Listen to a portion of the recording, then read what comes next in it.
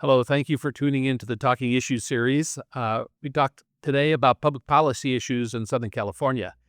And one thing you need to know is one of the best entities that studies uh, consumer satisfaction in so many areas is JD Power and Associates. And they study North American airports, large airports. And over the last 2 years, there is an airport in Southern California that has ranked number one in passenger satisfaction. And that comes about by, I'm going to look here, short security lines, easy terminal navigation, a convenient location, less congestion.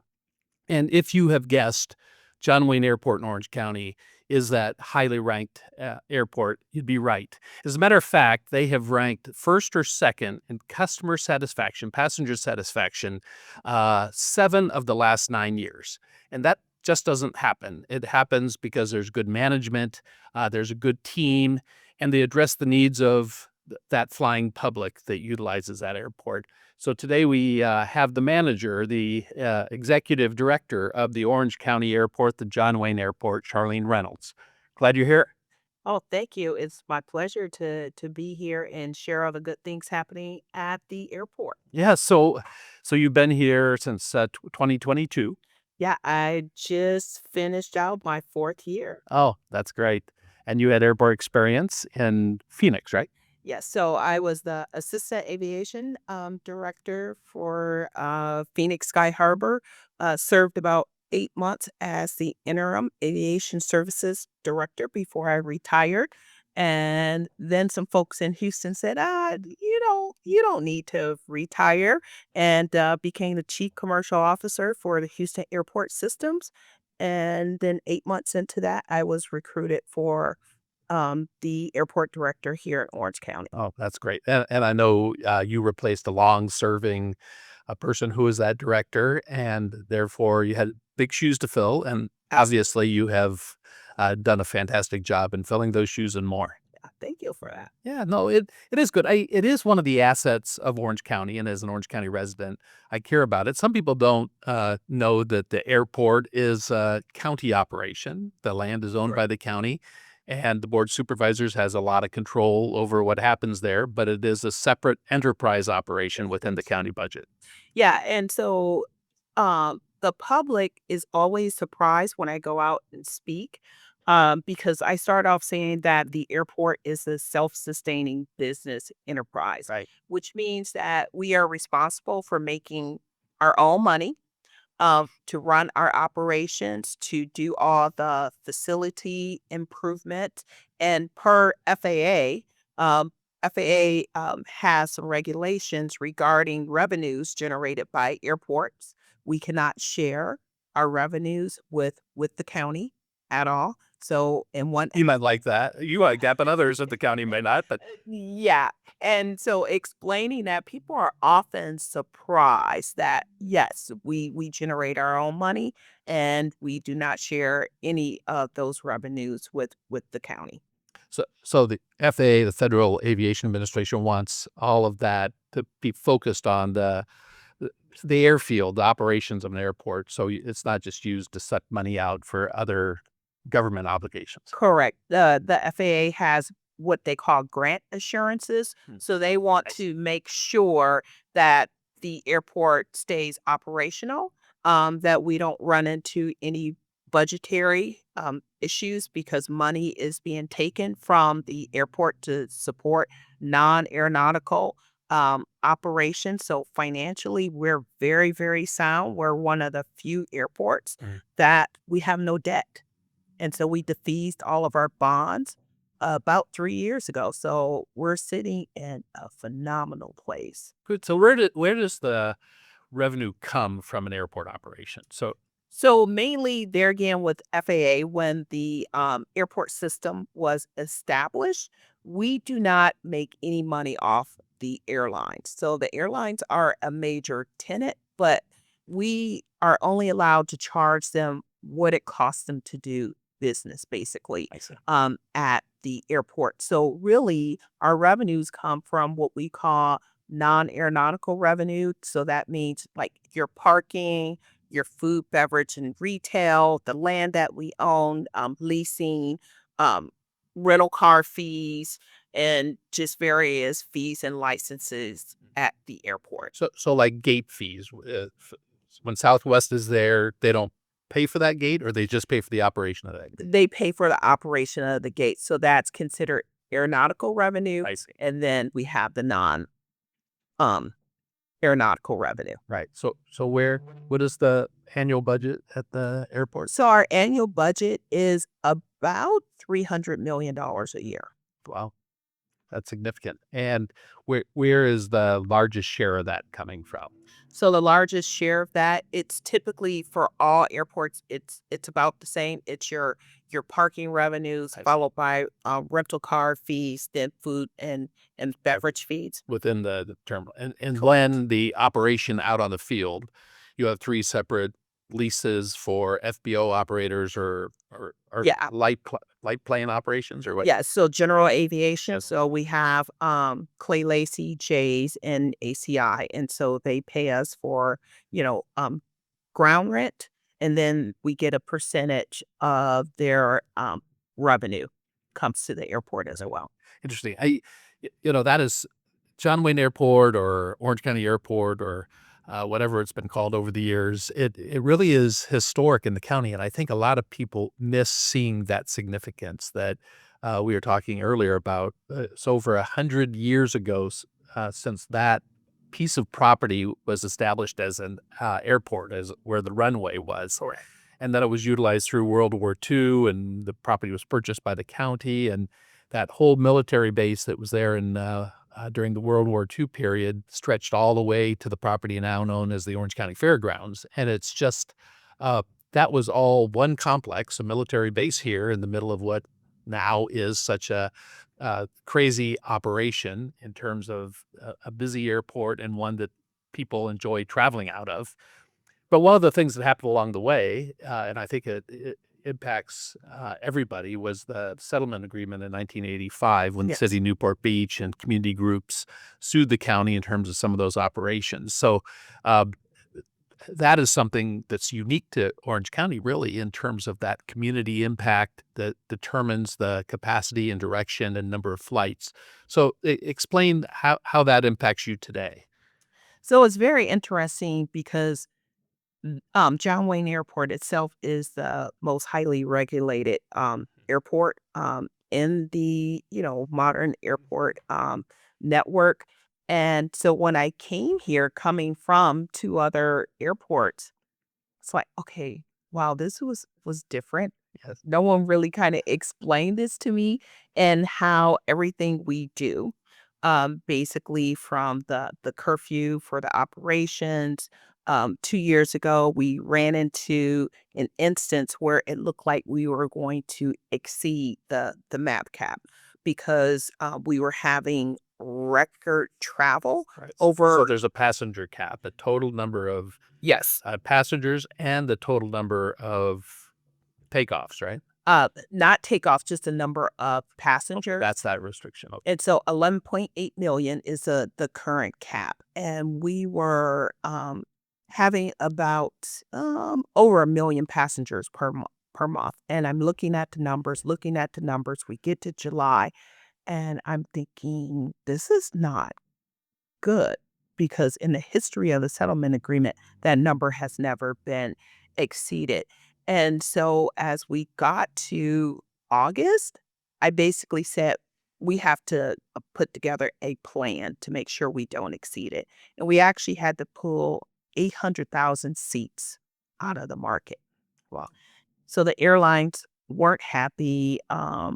They went to the transportation department and also to FAA. And I received a call from the associate administrator from FAA wanting to know what was going on. Got a call from DOT and explained the settlement agreement. And they said, okay, we understand that legally you're doing what's necessary to make sure that the airport does not exceed the map cap. And we had a lot of angry passengers because how they met the map cap was planes were flying half full. I had a gentleman call me and said, "This is what's going on.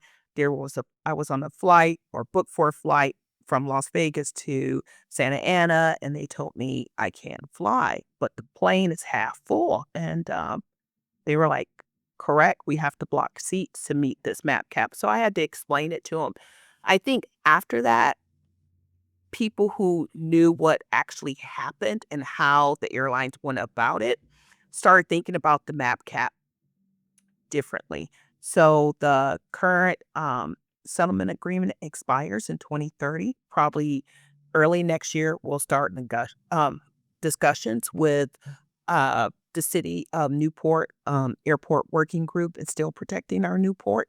Is the two community groups that were also included in that lawsuit and settlement agreement about what's the future. Is it map caps, or do we cap at the number of average daily departures coming in and out of the airport?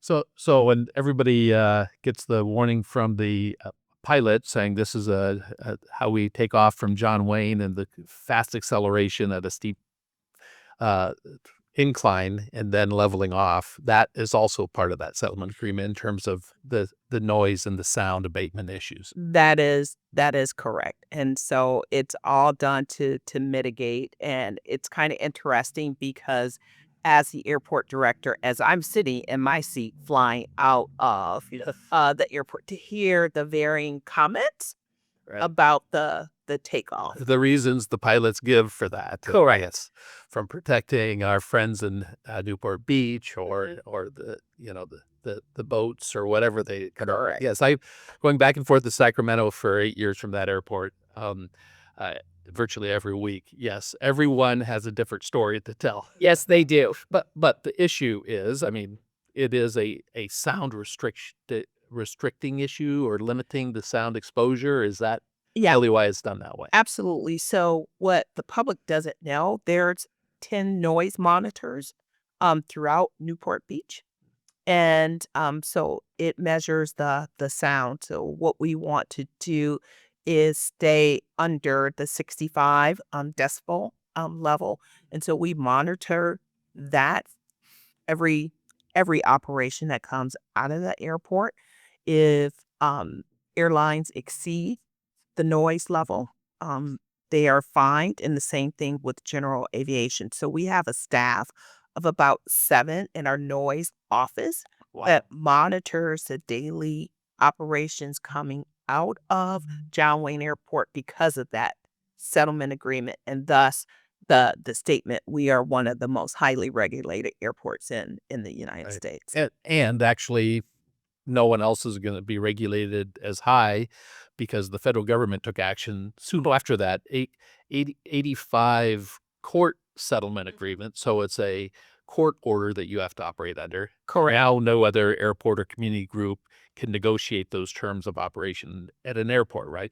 That is absolutely correct, because after what happened here in Orange County, you have other community groups saying, "Hey, we want to do the same thing." And then Congress and FAA started taking a look at it and say, "Hey, we have to balance the need of the community as well as interstate commerce." And so they put into effect a rule called ANCA. Orange County was grandfathered into it because of the existing settlement agreement. But after Orange County, no other airport could be regulated like Orange County. Yes. That's interesting. We like to be unique in Orange County. I Yes. know that. So is there also restrictions on the type of aerial product that leaves from in terms of the size of jets or general aviation uses and things like that? Yeah, so absolutely, because of our single runway, and we'll never have a second runway here at John Wayne. We're very limited on the type of aircraft we can have. The largest aircraft we can have here in Orange County is a 757. Um, there's a lot of wide bodies out there. We'll never really have true international service because people say, "Hey, we would like to, one day, see flights to London, Right. other parts of Europe, Australia." it just won't happen just because of the runway, because of the weight of the plane. You need, all that additional feet of runway to have a large plane take off. Right. Exactly. So in terms of general aviation use, I don't, most people don't have a relationship with general aviation, private planes and Correct. things like that. So I don't think the general public realizes how many of those private planes take off from John Wayne. So kind of put that in perspective for people. Yeah, we have over 300,000 operations per year. That's not really from the commercial carriers.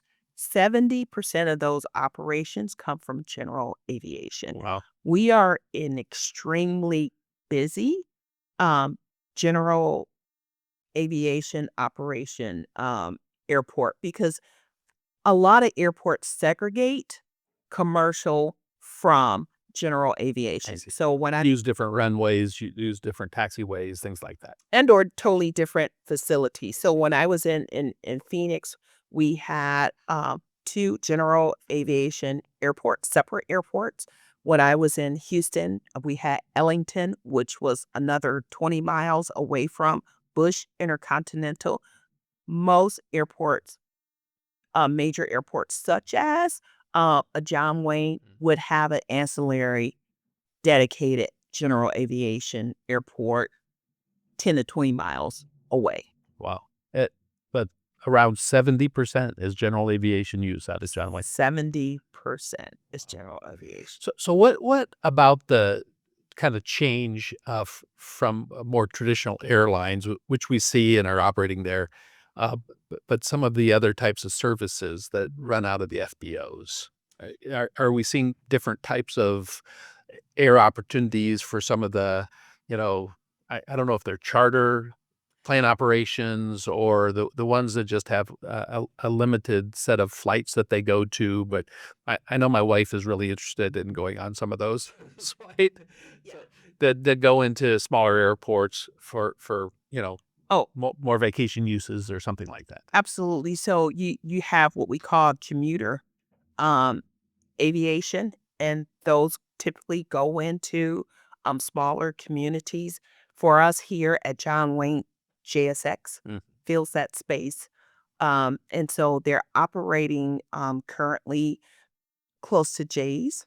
okay. So they are one. And then we have, So on the opposite side of the terminal, you have the one FBO and then you have J's. correct. So those are different kind of terminals for that general Yeah. aviation use. So on that side, we have Clay Lacy that serves a lot of corporate jets. And so here in California, we have a lot of corporate headquarters. Yeah. And so there are some very, very nice, fancy planes Mm. serving this community. And then we have a couple hundred small, what we call lightweight general aviation, more kind of recreational, 1 or 2 seats Yes. Yes. plane. It's good to hear.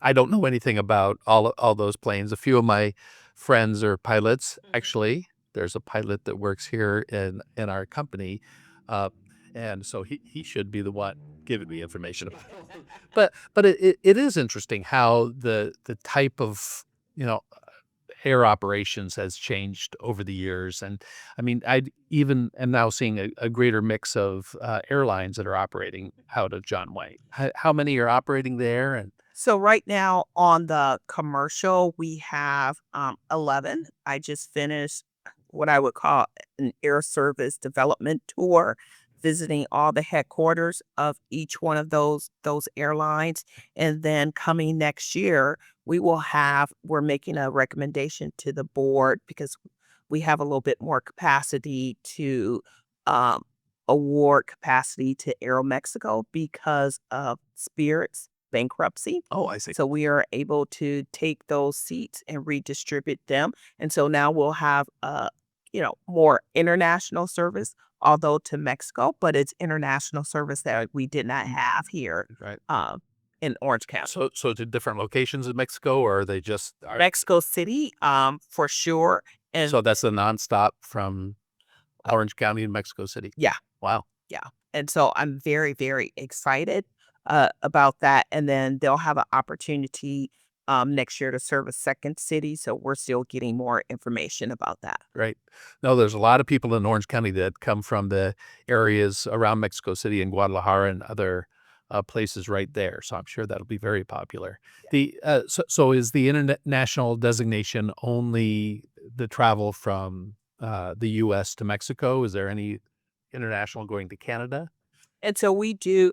I just got back from Montreal last week, and so having the conversations with the airlines about possible direct to Toronto in the next couple years, and then two, we're always asking them to bring in the quieter new generation aircraft because of the settlement agreement and trying to really be a good neighbor to Newport. So Yeah. So how is the aircraft in terms of the sound? Is it less today than it was 40 years ago in 1985? oh, absolutely. And so aircraft, they're getting quieter and quieter. And so we look forward to having more Max in our community because the noise level is greatly reduced. What are those? What is So there I go again oh, being technical aviation.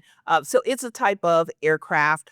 Uh we see a lot of that Max 7s and Max 8s. It's a Boeing okay, product. product. I see. Basically it's their latest iteration of aircraft. And then what's coming into the market when you talk about change is more electric Really? coming in the future and being tested. And then I don't know if you've heard about eVTOL. And so eVTOL is more for small kind of city to city transportation, and it's more or less a modified um, aircraft. I'm sorry, helicopter that can be used. And it's a game changer when it comes into the market because you would be able to get from Orange County to downtown LA in about 15 minutes. Right. So that is that a more aerial taxi type service? Is that how they are framing that? Air taxi. And are those on a is that on a vertiport where you just take off vertically? Is that how that operates or? Some airports are building vertiports. We intend to utilize existing helipads that are already at the airport, located like either at Clay Lacy and or ACI. Um, a couple companies are in the final stages of certification through FAA. So expect to see them in the air late 2027, early 2028, Wow. and they're 100% electric. And so that is just the first wave of transitioning um, to electric. There's talks about hydrogen fuel for commercial aircraft as well. And so really in a transition stage. Really? So where do you see that growing? You know, we all refer to the Jetsons and think about all of that and I guess at the same time you think about how people drive crazy on the freeway and they're bound within at least lane lines, even if they ignore them. But in the sky, you don't necessarily see that. I mean, technology wise, how are those systems going to be set up so you could fly at a lower altitude but safely? Do you follow? Do they follow freeway lines, or how does that work? So the plan is absolutely to follow existing helicopter routes, which are mainly on freeways, I and see. because they will fly at about 800 feet. General aviation flies at 1,000 feet, so you always have to have that separation, Right. and so it'll make it more challenging for air traffic controllers Mm. as more and more of those types of vehicles come into use around. And then, two, it's kind of the visual to have those low flying aircraft and getting the community used to that. So it's a dynamic time, the next 10 years Exactly. of aviation to see how all this plays out. Are they, if they're all electric, are they quieter than the traditional helicopter? I'd Oh, assume they are, much quieter but you still have the sound of the of the takeoff. right Yes. and of the The bewildering Absolutely. moving around. Yeah, that's interesting. So are these the type that have the propeller that shifts, or Depending on the manufacturer, one thing about eVTOL, because it will be set up for that's one company called EV? no, so Oh, that's a eVTOL slot. is the general name Oh, for okay. advanced air mobility, and which you'll see in the news or written about the type of aircraft. So the major players right now is a company called Archer Aviation, Joby, Whisk, and there's a couple others that are in the advanced stages of certification through FAA. So those would be the first ones that the public will see. But one thing about eVTOLs, these vehicles are being built with a level of redundancy relative to the propeller and how it works, because helicopters have a single point of failure, right? Yeah. And because these are commercial use, you have multiple propellers. Some have three, some have four, some have five, depending on the manufacturer, I see. to increase public confidence and safety in their operations. And they will be manned, or, for the first few number of Yes, years yes. until at some point they grow into autonomous stage. So just along the same, I would assume with technology today, though, that for us to visualize, trying to by manually visual following the path of a freeway, all of this is going to be set in on the GPS, and they know within the bounds in which they operate, Right. and they know if anything comes within a few, 100 feet of them or something, right? Yes. I mean, all of that has the same technology as you know, your car, your autonomous car on a freeway. So you have those same systems in place, but it's still a little frightening. And then when they come to an unmanned drone taxi, then that's probably, I'll be old enough to really be fearful of that, I think. So, Yeah, because I think it's a point of being up in the air versus on the ground right.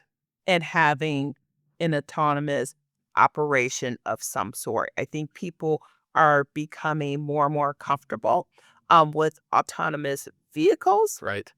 but an autonomous air taxi, that's going to take some getting used to. Right. Well, and just seeing how many are up there and see how that people respond to that. Yeah. Um, I mean, I remember when drones became a lot more accessible for private use, and then cities trying to regulate operating a drone. And where does FAA have the responsibility? Over 100 feet or something Yeah. in the air? And so it'll take work with FAA, and then to also communities really trying to understand. There was a bill in the legislature, and because cities are trying to take action now to regulate, there's not enough information about eVTOL to even kind of try to regulate at this point. And so it's really getting people used to the technology. So I think FAA will come in and establish kind of the rules for eVTOL, but then you still will have communities basically saying, oh, putting in ordinances maybe to say no helipads can be built, Right. so they don't enter the community. So Make it harder to do that. So just so people can visualize this, so there are current helipads at John Wayne, at at the FBOs, the fixed based operational correct. groups. So someone leaves from Clay Lacy, and then falls in alignment with the 405 freeway and goes up to Los Angeles that way. Yes. So people can see how that is. So it's not necessarily the story of the Amazon drones coming and dropping packages on my front door. These these things would pretty much operate within those road systems. Absolutely. And if people are familiar with New York, for example, New York has one of the most extensive helicopter operations where people come from different parts of the state Right. into the city proper. Kind of Yes. same Yeah. operations, Yeah. different type of vehicle. And smaller, Yep. and quieter, and has good and bad with that. No, that's very interesting. And so what are some of those other issues on the forefront?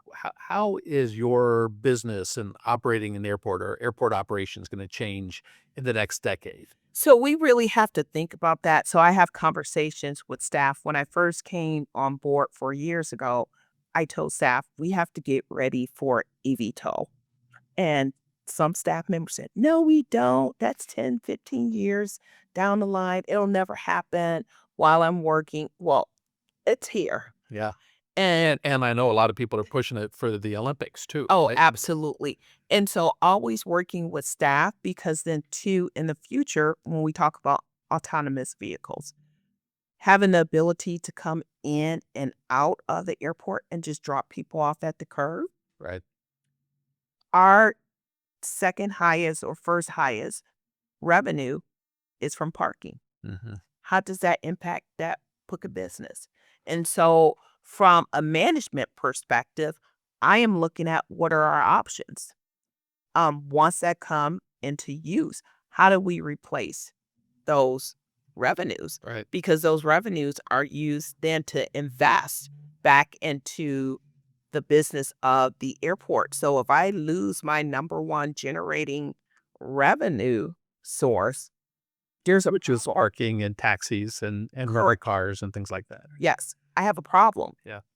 Continuing on the operations. And so I want staff to start thinking about that now because, my mantra from a management perspective is let's be proactive, not reactive. Hmm. And so we're starting to have those conversations. Those conversations always have to be had to plan ahead. So no, your base of the revenue that stays within the airport, you rely upon that to provide the level of service you do. Oh, absolutely. And so the job of an airport director is to protect those revenues. Right. And so we have Or to find new ones. or find new ones. Yes. And so how do we replace that? Yeah, that's something. So right now, what are some of the capital projects that people see? I mean, I certainly see a lot of the auxiliary lane next to the uh, taxiways. Yes. There has been a lot of construction on that over the last few months, and so what's happening at the airport facility right now? Yeah, so we have a lot going on. We're investing $700 million into the airport. We've upgraded our restrooms. We're replacing all of our elevators, our escalators. We're building a brand new central utility plant as well. A whole modernization of the actual terminal. Hmm, that's great. And out on yeah, And then on the the storage areas and the taxiways and such. on the taxiway, currently we have a $106 million project going on to totally rebuild taxiway AD&E. And so safety is our number one factor Right. at an airport. Um, TSA, I'm designated as the responsible executive. And that means that if anything goes wrong, I can actually personally be held liable. And so Mm. we do not compromise safety for anything. And so we want to make sure that we don't have any runway incursions that like you hear at other airports. So when we have an annual safety inspection by FAA, and if they tell us there's a problem, we're going to fix it. And so taxiway AD&E reconstruction is to fix some of those sight lines and straighten out that taxiway. In a couple years, we'll be rebuilding our runway because it's time. And then we have a couple taxiways that we did new realignments on as well. How do you rebuild a runway when you have one runway? So what we'll do is we have to contend with the curfew as well. So at night, we'll it'll be a slow project because we will do what we call in the industry panels. So we'll do so many linear feet Wow. every single night until we're done because we only have the one runway and it has to be operational by 7 a.m. the next day. Shut it down. We cannot. And when you look at the value of that airport, that one county entity, I know the last economic impact study was done in 2022, and that the airport generates $5.7 billion in benefit to Orange County. Correct. Correct. And that's significant. And it is in, my other two airports, they were the major economic engine in the state. And so, yes, we contribute to the economy greatly, and we have to be operational all the time. Right. Well, that's well, during operating hours. Operating hours, but it is truly a 24/7 operations because there's so many things that happen at night in the airport that Right. I'm on call 24/7 because things do happen, and there's been times that I've gotten a phone call or had to show up after hours. Yes. Well, that's great. It's good as an Orange County resident to know that that asset's in very good hands. So thank you very much for coming in and talking to us today. Oh, thank you so much. Thank you. It's been my pleasure.